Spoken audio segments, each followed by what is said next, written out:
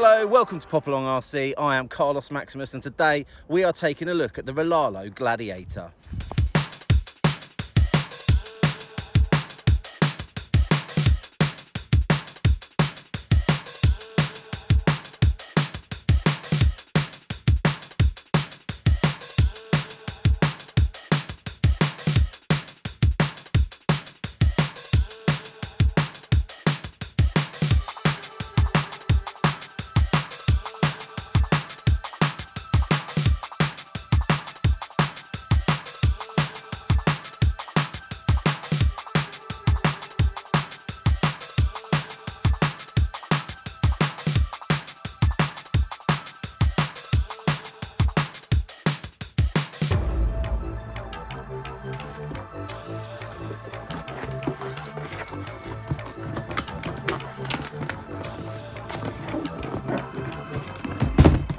So here it is, ROG1.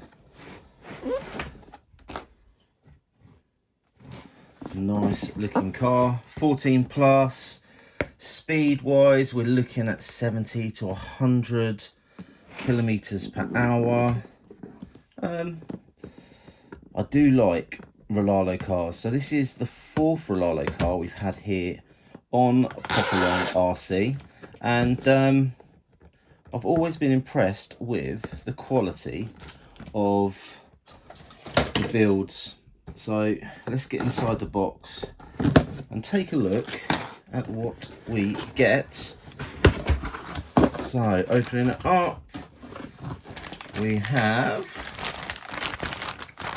a wheelie bar.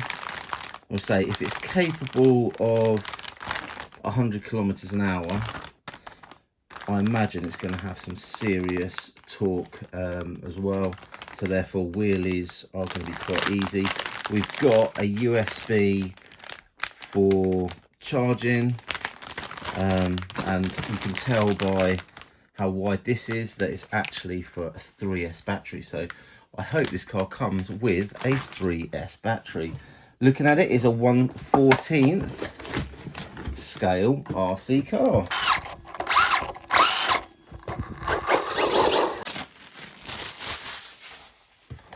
So 1/14 scale car, not the first 1/14 scale car we've had here on the channel. However, this has got a bit of weight behind it. The previous 1/14 scale cars we have had have been plastic tub chassis.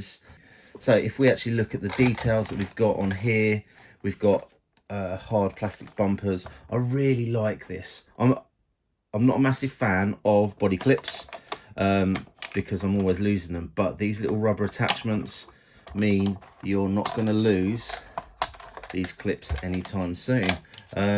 Nice graphics there on the body, a few little details in the back as well, and then we get to the inside of this car. So we have got our 1/14 scale ready to run buggy.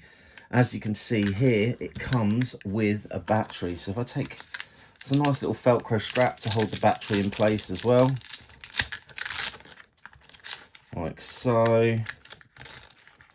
So that's nice and secure. It is not a hard case battery, so but it is 3S. That's really quite tidy. I was curious actually when they quoted that they could do 100 kilometers an hour. I'm thinking it's never going to do that on a 2S battery, but a 3S, it is quite possible. If you saw our recent speed run, we were getting about 60 mile an hour for the 2S. I can definitely see this getting close to 100 kilometers an hour. So obviously we've got the ESC on top here.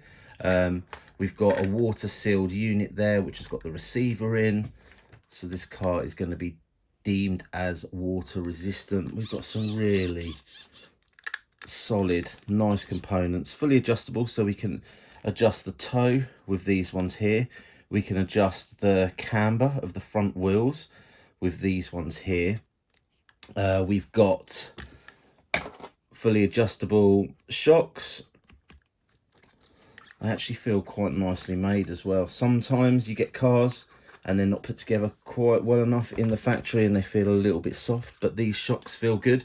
Once we've had a little play with it, I might experiment with different thickness oils that you can put in. So obviously, as an example here, so we've got 250 CST. So there's different weight oils that you can put in the shocks to help with the behavior and the characteristics of the car.